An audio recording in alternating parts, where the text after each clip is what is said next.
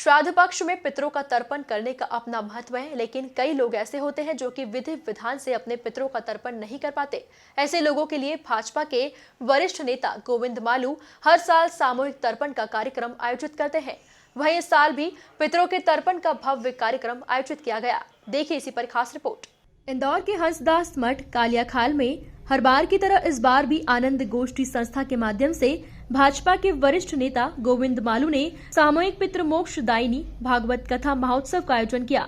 इस कथा में बड़ी संख्या में लोगों ने अपने पितरों का तर्पण किया और स्वतंत्रता संग्राम सेनानी समेत शहीदों का भी पिंडदान किया, जिसको लेकर भाजपा के वरिष्ठ नेता गोविंद मालू ने कहा कि कार्यक्रम में पूर्व प्रधानमंत्री अटल बिहारी वाजपेयी समेत आरएसएस के दिवंगत प्रचारकों का भी तर्पण किया गया। आनंद गोष्ठी संस्था की ओर से हर वर्ष पितृपक्ष में अपने घर में पितरों का तर्पण करते हैं, अपने पूर्वजों का करते हैं। लेकिन मैंने कई वर्षों से भारत के शहीद, स्वतंत्रता संग्राम सेनानी, महापुरुष और भारतीय जनता पार्टी के दिवंगत नेता माननीय प्रधानमंत्री श्री अटल बिहारी वाजपेयी,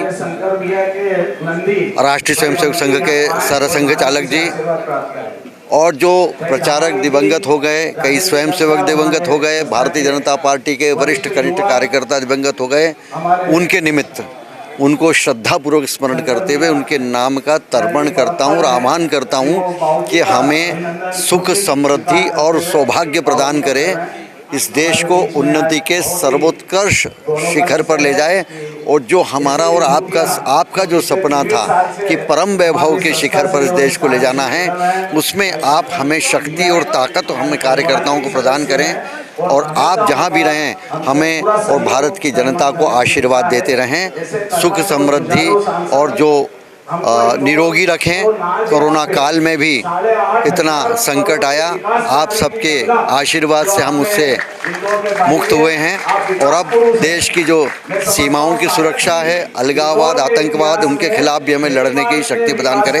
ऐसे दिवंगत नेताओं और महापुरुषों को मैं श्रद्धांजलि और नमन करके आदरांजलि और तर्पण करता हूँ। कार्यक्रम में सांसद शंकर लालवानी भी मौजूद रहे, जिन्होंने कहा कि ये तर्पण का सामूहिक कार्यक्रम अपने आप में पुनीत है, जिसमें लोग अपने पितरों को याद कर उनको नमन करते हैं।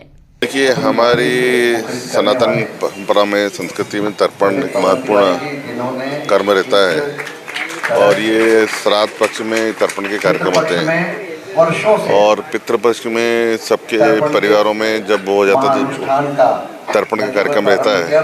पर कभी कभी हमने देखा कि आजकल बहुत छोटे परिवार हो गए हैं। इन छोटे परिवारों के कारण तर्पण की जो विधि विधान के साथ नहीं हो पाते, तो यहाँ पर हंसदास मठ में मुझे लगता है कई वर्षों, 25 वर्ष से भी ज़्यादा हो गए, 23 वर्ष हो गए, लगातार यहाँ सामूहिक तर्पण का कार्यक्रम निःशुल्क होता है और जिन परिवारों को तर्पण करते हैं प्रतिदिन आते हैं, तर्पण करते हैं। एक प्रकार से बहुत ही धार्मिक अनुष्ठान यहाँ होता है।